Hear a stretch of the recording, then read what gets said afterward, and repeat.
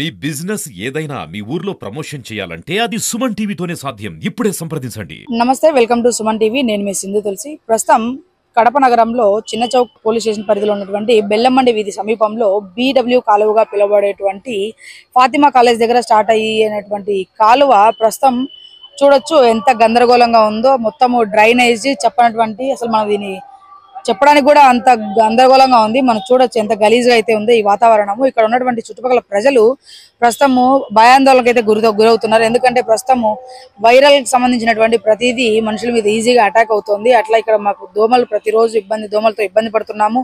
ఒకసారి ఇక్కడ ఉన్నటువంటి స్థానికులతో కూడా మాట్లాడే ప్రయత్నం చేద్దాము. వారు ఇక్కడ ఏ రకమైనటువంటి ఇబ్బందులు సమస్యలు ఎదుర్కొంటున్నారు ఈ కాలువ ద్వారా అనేది వారి మాటలోనే వెళ్ళి తెలుసు. ఈ కాలువ కా నామ్ క్యా హై? కేసనాల్ ఆతా కేసనాలకి సంబంధం వస్తుంది. ఎక్కడి నుంచి వస్తుంది ఇది కాలువ? మొదలు ఆ పక్కన ఫాతిమా కాలేజ్ కాడి నుంచి వస్తుంది. ఆ పక్కకి పోకుండా ముందే రొంత ముందుగానే అక్కడ వాళ్ళు రొంత హుషారుగా ఉండి వాళ్ళు క్లీన్ చేస్తారు. కానీ మన వాళ్ళు మున్సిపాలిటీ వాళ్ళు కొంచెం పాపం వాళ్ళు కూడా చేస్తున్నారు. ఇది క్లీన్ చేసి ఎంత కాలం అవుతుంది?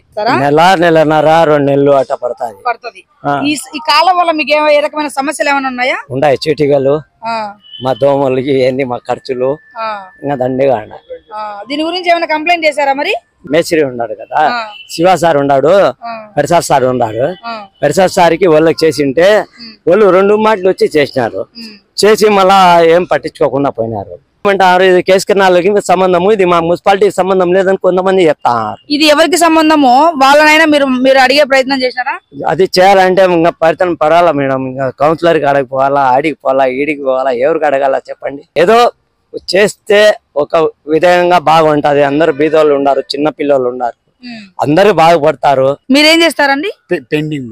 మరి ఇంత చెత్త చెదారం అంతా నీళ్ళలో ఇట్లా కాలువలో ఉండిపోతుంది కదా, దీనివల్ల సమస్యలు ఎక్కువనే వస్తాయి ఆటోమేటిక్ గా. మరి దీనికి పెద్దవాళ్ళ దృష్టికి ఏమైనా తీసుకెళ్లే ప్రయత్నం చేశారా?